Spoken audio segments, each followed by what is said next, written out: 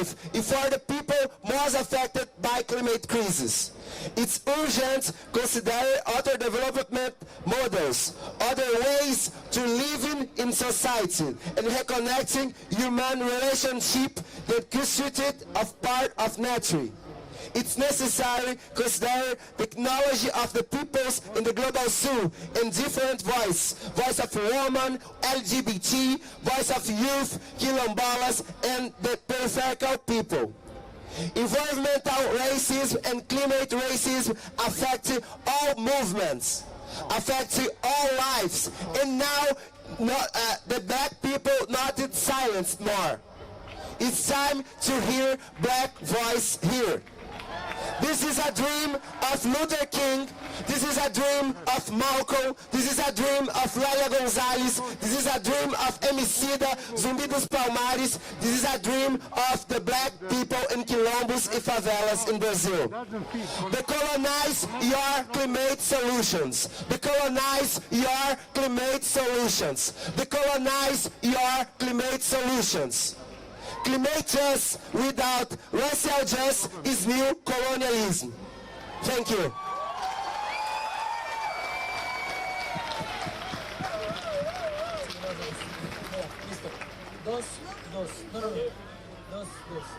Thank you so much. I'd like to invite our last group speech to the stage. So we have from Colombia, we have, are you ready guys? Sorry. We have Laura, we have Gabriela, we have Juan, and we have Emiliana.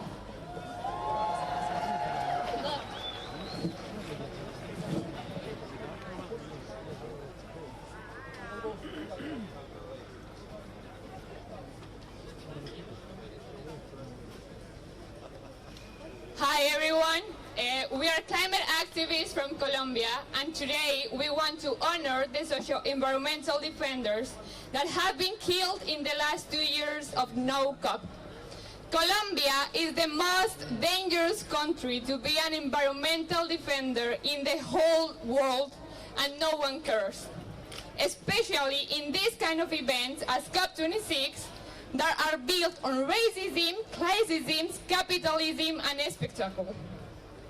A couple of days ago, there was an event hosted by Global Witness here in Glasgow about environmental defenders and social justice.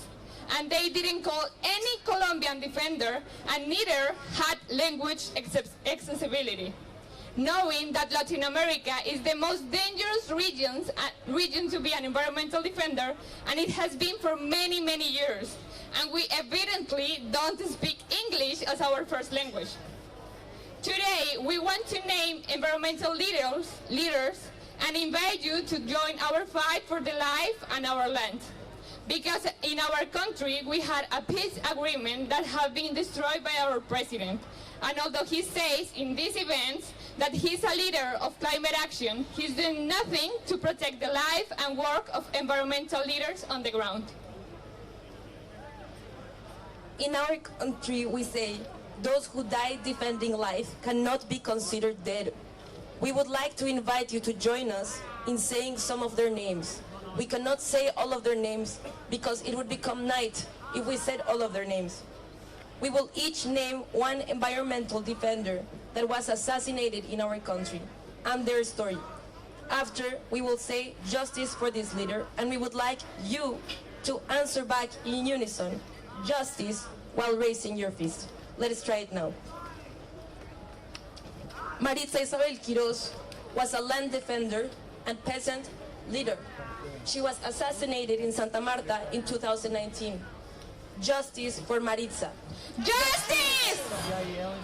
Juana Perea, she was an environmental leader and women's organizer opposed to the Puerto of Truga, and she was assassinated in Nuquí in 2020. Justice for Juana. Justice! Magdalena Cucunaba, she was an indigenous peoples defender from the Macaguan community, and she was assassinated in Arauca in 2019. Justice for Magdalena. Justice!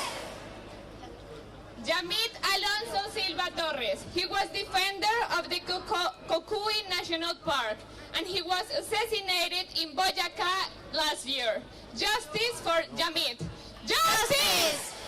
and many more, but time won't be enough to name all of them. That's why we need the Escazú Agreement to be ratified, because it's the link between climate justice and human rights, and it's the only mechanism to protect them. Because we won't achieve any solution here at COP26 if we don't defend the defenders. We need your help now. We need your help for holding our countries accountable for human rights violations, because they are not saying anything about this and they are lying to everybody here at these type of events like COP26. They are not saying the truth, and we need your help, because there is not a single climate goal that could be achieved if we do not protect first life of those who defend their territory and the most important ecosystems, social ecosystems we need for counteracting climate crisis. So there's no climate action without climate justice. That's why we need your help to put pressure to our countries, because they're not saying a single word. And here they are greenwashing all the things they do back home. We would like your help now. You can help us, because our government does not care what we say in Colombia, but they care what Europeans think. So right now, we need all of your voices together to ask our government to ratify the Escazú Accord. Here is how to say it. Let's practice. Escazú. So now I will say, what do we want? And you are going to answer Escazú. And when do we want it? Now. Are you ready? What do we want? Escazú! When do we want it? Now! What do we want? Escazú! When do we want it? Now! Thank you very much.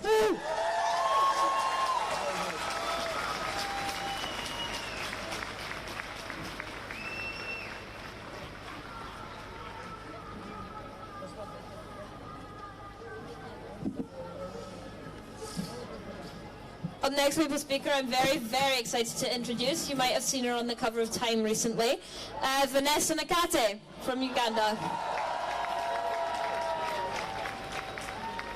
Good luck.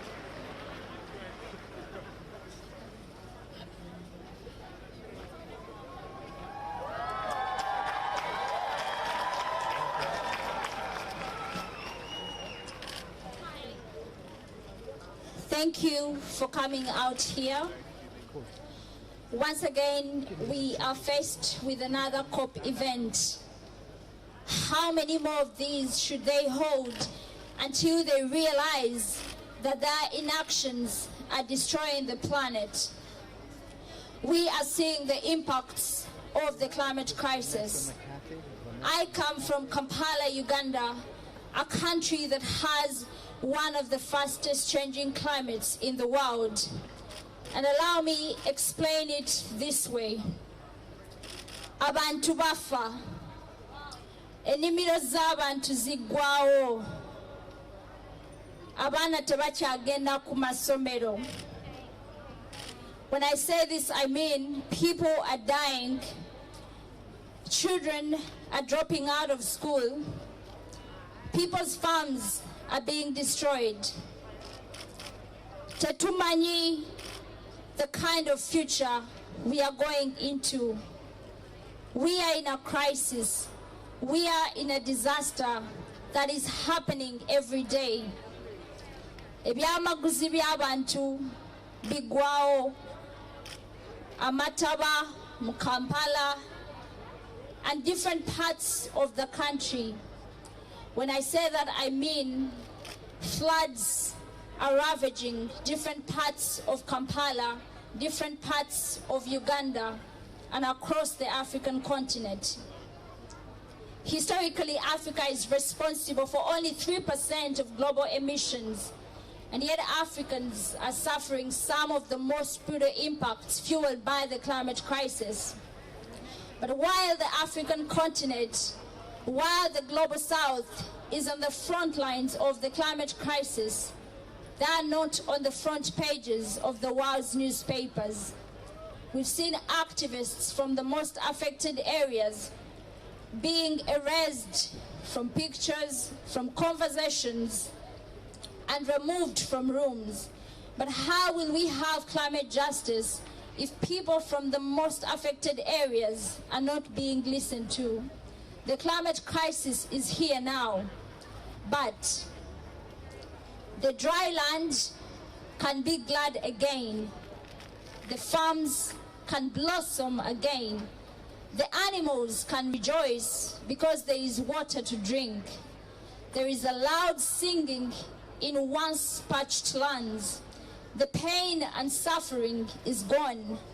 There is a celebration of the people because the disasters are gone. Our history is visible. There is no fear of losing it. We won't have to just tell our children about our cultures because they will see and experience them themselves. We won't have to fight for limited resources because there will be enough for everyone. There is food to drink, there is food to eat and water to drink. Children can go to school with no fear of dropping out. There is joy and singing because finally no child can be forced into marriage.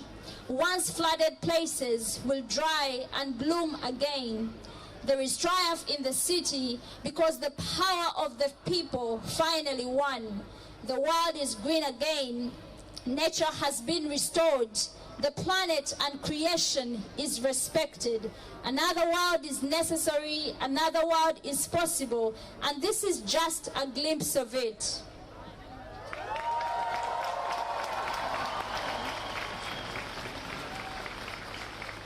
And today, we shall continue to fight on in every way we can. We cannot give up now. We need to continue holding leaders accountable for their actions. We cannot keep quiet about climate injustice. Your actions matter. No action is too small to make a difference, and no voice is too small to make a difference. Let us keep the faith for the future. Which faith will give us the hope for the world not yet seen, but the world that we can imagine, the world that I just told you about. And above all, the love for the people and for the planet. Three things should stay with us as we continue to organize and mobilize and strike and speak up and demand for climate justice. That is faith, hope, and love. And the greatest of these things is love, because when we continue to love the people, when we continue to love the planet, that will be the strength we need to fight for a future that is sustainable, that is healthy, that is clean and equitable for all of us. Thank you.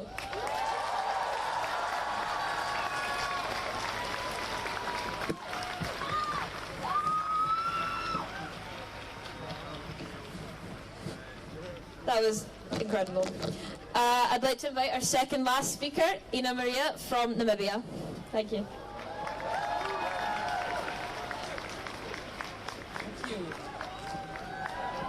Hello, Glasgow. Oh my goodness, so many people. How are we doing? Yo, before I start, I would like to honor all of the defenders, our indigenous people that came all the way here to deliver their messages. Honor the sacred, honor the indigenous people that are all here today.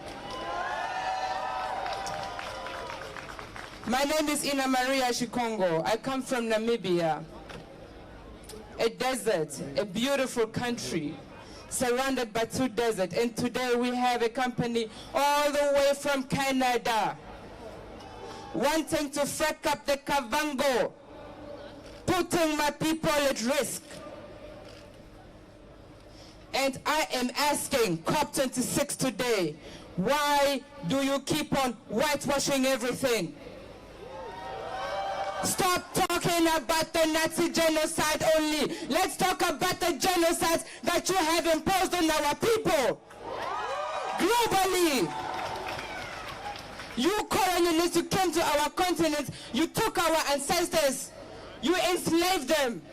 That was the genocide. You went to the Americas, you caused genocides there, and you never talk about them. You went to Africa, and you are still continuing with your genocides. Boris Johnson, the genocide that you people are endorsing is happening right now. Let's talk about Cambo. Let's talk about Recon Africa. Let's talk about ECOP. What's up with all of these new oil projects? What is happening in Mendoza? Yo, people, we are tired of your neo-colonial trends. The generation that will hold you accountable is this generation. It has been born.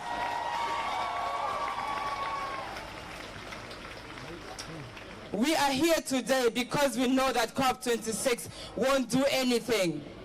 They want to continue the massacre that they have been responsible for hundreds of years already. Your worth is built on the blood of our people. And we want change. We will not give up. We want justice for Ken Saro-Wiwa. You people have to be held accountable for the genocide and ecocide that you have been causing. We want justice for the people in Ecuador. Chevron, stop your lies. Free Don Donsinger, Stephen Donsinger, free him. You cannot keep on oppressing our people. You cannot keep on coming to our countries claiming that you are bringing development when all that you are bringing is devastation. You are poisoning our waters. I am here to defend my homeland today. The Kavango, the birthplace of modern humanity, the oldest DNA is in the Kavango. And yet COP26 is the whitewashing, cropping activists out of pictures. What's up with that? We can defend ourselves, and we will defend ourselves. And now I am going to teach you a chant from my homeland. Please repeat after me. Ihatu sholola. I will just add, it means you will never give up. Ihatu sholola. Ihatu sholola. Ihatu sholola. Then again, COP26, please stop your bullshit once again. Thank you very much.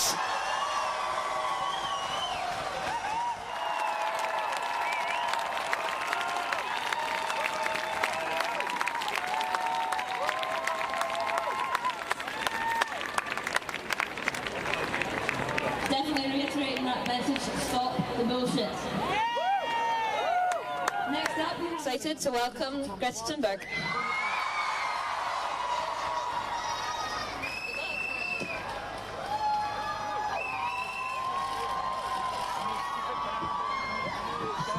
Thank you everyone for coming. What a great day. It is not a secret that COP26 is a failure. It should be obvious that we cannot solve a crisis with the same methods that got us into it in the first place. And more people are starting to realize this. Many are starting to ask themselves, what will it take for the people in power to wake up? But let's be clear, they are already awake. They know exactly what they are doing.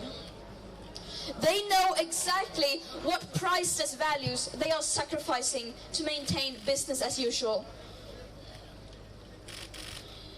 The leaders are not doing nothing. They are actively creating loopholes and shaping frameworks to benefit themselves and to continue profiting from this destructive system. This is an active choice by the leaders to continue to let the exploitation of people and nature and the destruction of present and future living conditions to take place. The COP has turned into a PR event where leaders are giving beautiful speeches and announcing fancy commitments and targets, while behind the curtains, the governments of the global north countries are still refusing to take any drastic climate action. It seems like their main goal is to continue to fight for the status quo. And COP26 has been named the most exclusionary COP ever. This is no longer a climate conference. This is now a Global North Greenwash Festival. A 2-week-long celebration of business as usual and blah, blah, blah. The most affected people in the most affected areas still remain unheard. And the voices of future generations are drowning in their greenwash and empty words and promises. But the facts do not lie, and we know that our emperors are naked. To stay below the target set in the Paris Agreement and thereby minimizing the risk of setting off irreversible chain reactions beyond human control, we need immediate, drastic, annual emission cuts unlike anything the world has ever seen. And as we don't have the technological solutions that alone will do anything even close to that, that means we will have to fundamentally change our society. And this is the uncomfortable result of our leaders' repeated failure to address this crisis. At the current emissions rates, our remaining CO2 budgets to give us the best chances of staying below 1.5 degrees Celsius will be gone within the end of this decade. And the climate and ecological crisis, of course, doesn't exist in a vacuum. It is directly tied to other crises and injustices that date back to colonialism and beyond. Crises based on the idea that some people are worth more than others and therefore have the right to steal others, to exploit others, and to steal their land and resources. And it is very naive of us to think that we could solve this crisis without addressing the root cause of it. But this is not going to be spoken about inside the COP. It's just too uncomfortable. It's much easier for them to simply ignore the historical debt that the countries of the global north have towards the most affected people and areas. And the question we must now ask ourselves is, what is it that we are fighting for? Are we fighting to save ourselves and the living planet? Or are we fighting to maintain business as usual? Our leaders say that we can have both. But the harsh truth is that that is not possible in practice. The people in power can continue to live in their bubble filled with their fantasies, like eternal growth on a finite planet, and technological solutions that will suddenly appear seemingly out of nowhere and will erase all of these crises just like that. All this while the world is literally burning on fire, and while the people living on the front lines are still bearing the brunt of the climate crisis. They can continue to ignore the consequences of their inaction, but history will judge them poorly. And we will not accept it.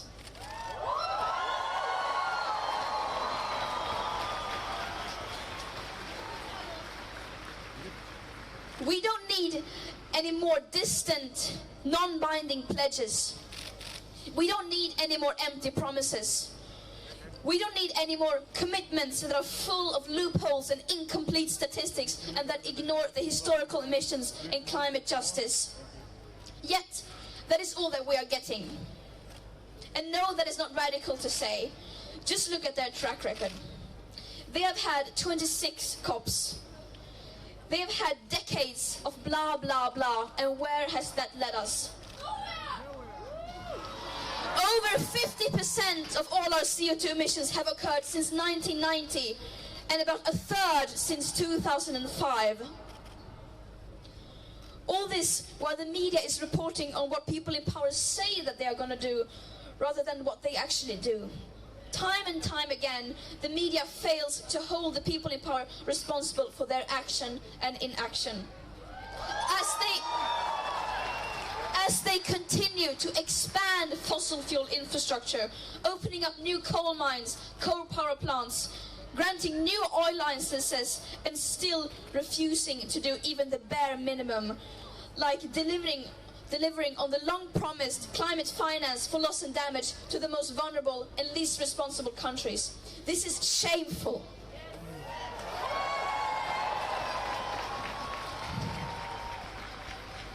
Some people say that we are being too radical.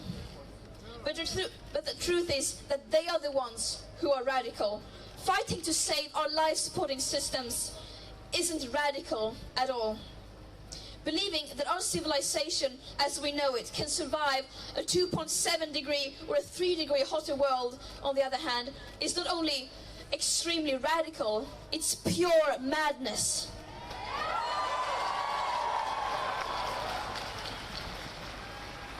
Out here, we speak the truth. The people in power are obviously scared of the truth. Yet, no matter how hard they try, they cannot escape from it. They cannot ignore the scientific consensus, and above all, they cannot ignore us, the people, including their own children. They cannot ignore our screams as we reclaim our power. We are tired of their blah blah blah. Our leaders are not leading. This is what leadership looks like.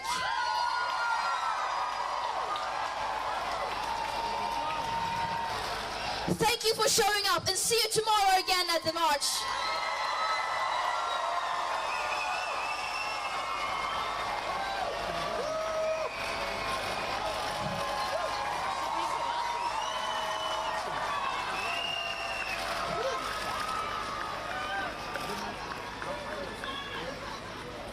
Thank you all so much for coming. That was incredible to hear. I'd like to invite the group from Fridays for Future Glasgow, who are responsible for organising this incredible day.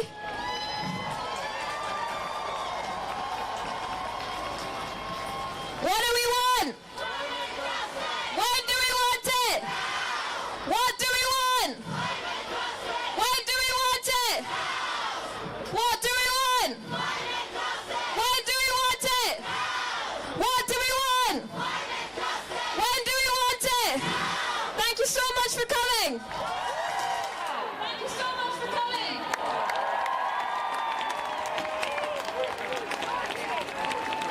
Chocolate peanut, sorry. Chocolate peanut.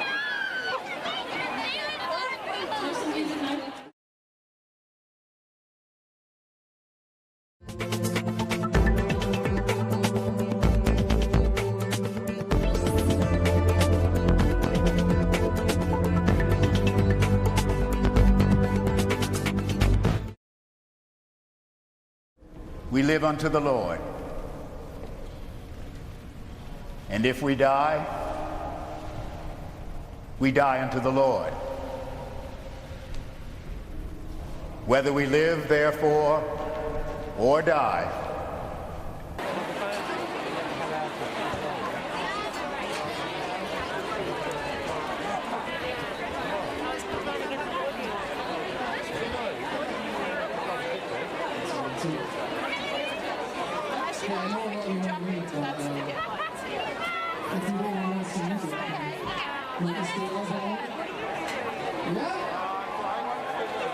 There's going to be chances to sing along, so, you know, don't miss that.